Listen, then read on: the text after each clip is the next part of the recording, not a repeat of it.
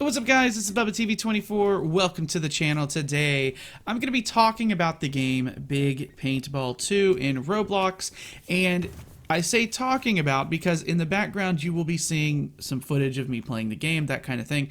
However, while I was recording it, I didn't really like the video itself, so I wanted to talk about Big Paintball the whole time I was playing it, but it kind of came off as just like angry and ranty, and so I didn't really want to bring that kind of energy to the video. And so I'm going to talk about the game, and you can see some of the footage in the background, that kind of thing, but just really talking about it and just how kind of disappointed I was with it, honestly, because I played the first game, I really liked it, and if you don't know what Big Paintball is, it is a first-person shooter in Roblox where basically everybody has one hit point, and if you get hit by any paintball bullet that comes at you, you're pretty much out and you gotta respawn and all that stuff. But in the previous game, you had things like guns and stuff that you could unlock, P90s, MP7s, or what have you, right? Sniper rifles, miniguns, that sort of thing. However, in this game, I'm not exactly sure if it's made by the same people who did the first one, but this game takes a lot of the stuff from that and then just strips it away. While we do get some maps that are reminiscent from, well, at least one of the maps from the first game, and it is different. It's actually, I think, in my opinion, a worse map than the bridge map from the first game, and there are really only just a handful of maps that are actually in the game. Not to mention that the amount of guns that are in the game, well, it's as of right now, there are 3. Now, I don't know if this game is in beta or what. Maybe it's still in development, that kind of thing.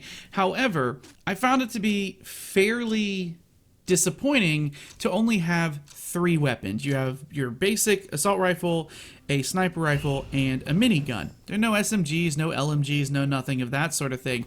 And honestly, there's no point in even using the assault rifle when the minigun exists, because the minigun essentially does the exact same thing as the assault rifle. It just sprays bullets more as opposed to shooting them more in a straight line. The sniper rifle basically is an instant shot. There's no like drop or anything like that, and so if you do like that kind of gameplay, you can definitely do that, and that's viable.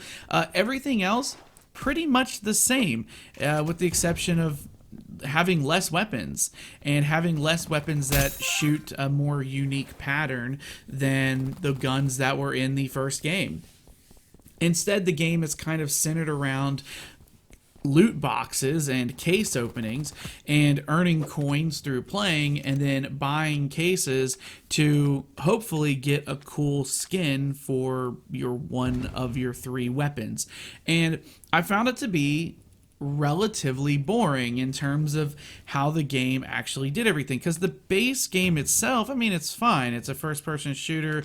It's just as good as the first one, and if this even is a true successor to it, it might even not be made by the same people, like I said, but I don't know, it has the same kill streaks. There were no new kill streaks, so you basically had your radar, your turret, your little flying sentry thing, and then you have the nuke if you can get 100 kills. And it seemed like, for the most part, just the exact same game, but honestly kind of worse. The movement was a little bit better, but everything else was, in my opinion, kind of subpar. And I was doing the video and I just started getting angry about it, because really the worst part about this game, on top of all that stuff, are the spawns. If you're playing the free-for-all mode, the respawns are really bad. People spawn right on top of each other, and even on maps that are absolutely huge. Some of the footage you'll see in the background is of a map that's like gray and has like yellowish orangey walkways. That map is huge, and people still spawn on top of each other. And what I even found was that if you get a sentry gun, your best bet and the smartest thing you can do to get easy kills is wherever you spawn, back up about 2 or 3 steps, put down a sentry gun, you'll get free kills, because people are going to spawn where you spawned, and as soon as they come in, if you're able to get a kill on them, like if they don't move or if they do move and their shield goes away, you're instantly going to get a kill on them, and it's easy, super easy kill. And so it's kind of cheesy. It is a cheesy strat, but it works a lot, and it works better than you think it does. So I don't know. the game overall like still had that great feeling, but once again, it just was weird. It also felt weird to be giving people a minigun as a starting weapon when it took a long time to actually unlock it in the other game. And a gun that's like that, that can just spray bullets in a mode or in a game mode where everybody only has one health point, seems to be a little bit weird. And what you'll see when you do play the game is that most people will just choose the minigun and then they will just hold down their button to shoot it and just run around shooting. They never stop shooting because they know that there is the off chance that they could just look anywhere and hit somebody and get a free point or free kill out of it. It's really weird. It's not a very rewarding experience is the problem, but that was what I wanted to talk about. That is pretty much the entirety of the game.